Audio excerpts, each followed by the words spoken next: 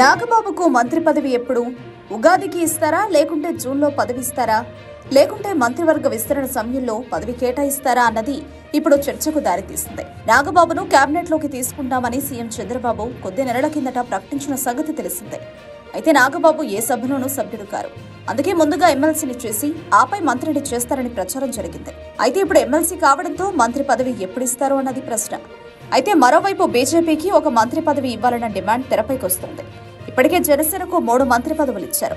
సంఖ్యాబలం బట్టి తమకు మరో మంత్రి పదవి ఇవ్వాలని బీజేపీ పట్టుబడుతోంది. బీజేపీకి ఒకే ఒక మంత్రి పదవి కేటాయించారు. కానీ ఆ పార్టీ నుంచి దాదాపు 8 మంది గెలిచారు. సుజనా చౌదరితో పాటు విష్ణుకుమార్ రాజు మంత్రి పదవి ఆశిస్తున్నారు.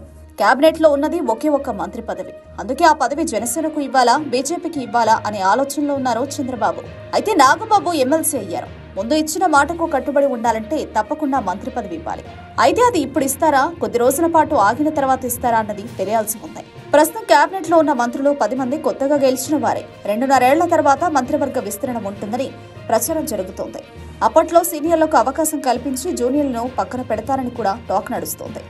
అయితే అంతవరకు మంత్రి పదవి అందని ద్రాక్షగా ఉంటుందని ఒకసారి కొత్తగా టాక్. నాగబాబు ఇటీవల ఎమ్మెల్సీ అయ్యారు. ఆయన పదవి కాలం 6 ఏళ్లు. అందుకే మంత్రివర్గ విస్తరణ వరకు ఆయనకు వెయిట్ చేయిస్తారని తెలుస్తోంది. అప్పట్లో 25 మంది మంత్రుల్లో సగానికి పైగా ఉద్వాసన చెబుతారని, వారి బదులు సీనియర్లకు అవకాశం ఇస్తారని తెలుస్తోంది. అయితే ఈ లెక్కన నాగబాబు అప్పటి వరకు ఆగాల్సిందేనని కూటమి వర్గాలు చెప్తున్నాయి. అందులో ఎంత వాస్తవం ఉందో తెలియాలి.